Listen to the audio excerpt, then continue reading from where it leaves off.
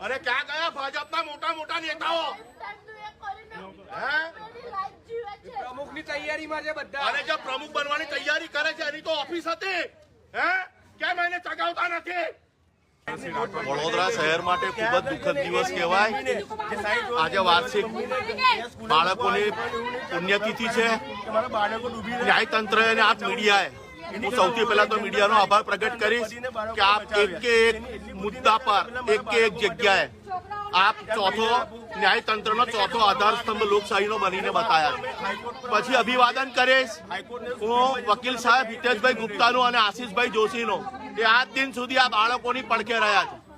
અને મારે ફક્ત દુઃખ ત્યાં થયું કે જ્યારે કલેક્ટર ઓફિસની અંદર આ કલાકાર આ પૂનામાં જઈને ફિલ્મ સિટીમાં એક્ટિંગની કોર્સ કરીને આવ્યો છે. આ કલાકારે એવું એફિડેવિટ આપ્યું કે આમાં અમારી કોઈ જવાબદારી બનતી નથી. ભાઈ, તમારી જવાબદારી નથી બનતી તો તમે પ્રવાસ ફી 700 રૂપિયા કયા ધારા ધોરણે લીધી? અને જ્યારે એક દિવસે જે દિવસે બાળકો મૃતક પામ્યા એ આપ મીડિયાની સામે આપ મીડિયા આજે સ્ટેટમેન્ટ કાઢજો કે આ બાળકો સૌથી પહેલા સનરાઈઝ સ્કૂલના હતા. એટલે સનરાઈઝ સ્કૂલ ફરિયાદ કરશે તો તું ફરિયાદી કેમ ના બન્યો? આ બધા સવાલો. અને ત્યાં સુધી શરમ આવે છે અમને આપણું પ્રશાસન પર કે હાઈકોર્ટને પ્રથમ દ્રષ્ટિએ ખબર પડી ગઈ. હાઈકોર્ટ પ્રથમ દ્રષ્ટિએ કહે છે કે આમાં સૌથી પહેલો સ્કૂલની બેદરકારી છે, પછી પ્રશાસન એટલે કોર્પોરેશન આની અંદર જવાબદાર છે, અને સૌથી પહેલો વડોદરા માટે રાક્ષસ ગોલ્ડન મેન વિનોદ રાવ એનું પ્રથમ કે એગ્રીમેન્ટ કરાવનાર પ્રથમ આરોપી ક્યાં છે? જ્યારે હાઈકોર્ટને અમદાવાદ બેઠા બેઠા દેખાય છે અને એ નફ્ફટ પાછો અગોતરા જામીન સુપ્રીમ કોર્ટમાં મૂકવા જાય છે. સુપ્રીમ કોર્ટ જામીન ફગાઈ દે છે.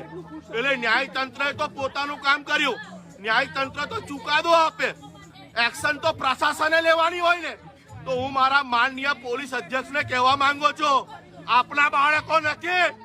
તમે એસઆઈટીની તપાસ કેમ તમે નહીં કરી? ન્યાયિક હાઈકોર્ટને પ્રથમ દ્રષ્ટિએ જ્યારે દેખાઈ જાય છે તમને કેમ નથી દેખાતું? અને આ જયારે કલેક્ટર ઓફિસમાં જઈને ખોટું એફિડેવિટ મૂકે છે, એફિડેવિટથી મોટા કોઈ સોગંદ નથી હોતા. બહુ પવિત્ર શબ્દ છે સોગંદનામું. આ નફ્ફટ જેવો પોલીસની હાજરીમાં કલેક્ટરની હાજરીમાં જઈને એવું પોતાની જવાબદારી મારી નથી. એ સમયે કલેક્ટર સાહેબે એને ઓન ધ સ્પોટ ધરપકડ કરાવી જોઈએ કે આવો નફ્ફટ જવાબ કોઈ ના આપી શકે. તો આ કોના પર કૂદે છે? મારા માનનીય આદરણીય નરેન્દ્રભાઈ મોદી પર કૂદે છે. આનો પાવર કોણ છે? કારણ કે આટલી તમામ મીડિયા તમારી લાગી હોય, તમામ વાલીઓ રડતા હોય. આજે 1 વર્ષથી એમના ઘરે તમે હાલત જોઈને આવો તો મને એક કહેવા માંગે કે એક સામાન્ય સપન પરમારનું જ્યારે હત્યા થઈ હતી, સમગ્ર ભાજપના સમગ્ર આવી ગયા હતા. આખું પોલીસ સ્ટેશન ઘેરી લીધું હતું. આ 12 બાળકો મળ્યા, 2 બહેનો મારી, એક પણ ભાજપનો મોટો અગ્રણી કેમ સહાનુભૂતિ આપવા નથી આવ્યો? શું પૈસાથી દુનિયા ખરીદાય? અને જે અત્યારે અધ્યક્ષ થવા માટે તલપાપડ થઈ રહ્યો છે રિપીટ થવા માટે, એની ઓફિસ હરણી લેક ઝોનમાં હતી, એને આરોપી કેમ નહીં બનાવ્યો? આ બધા ઘણા બધા સવાલ છે. અને હવે વડોદરાની જનતા ચૂપ નહીં બેસે. આ 12 બાળકોની બલી લીધી છે કારણ કે તમે પ્રજાને તો પાણી ચોખ્ખું નથી આપી શકતા. આ બાળકોને તમે ડૂબાડીને માર્યા છે. 2 બહેનોને ડૂબાડીને મારી છે. અને અત્યારે ઋષિ વાલિયા એક્ટરે ભલે એક્ટિંગ કર પણ તું બહાર આય, અમે એને મોડે હવે સફાઈ સંભાળવા આવ્યા છે.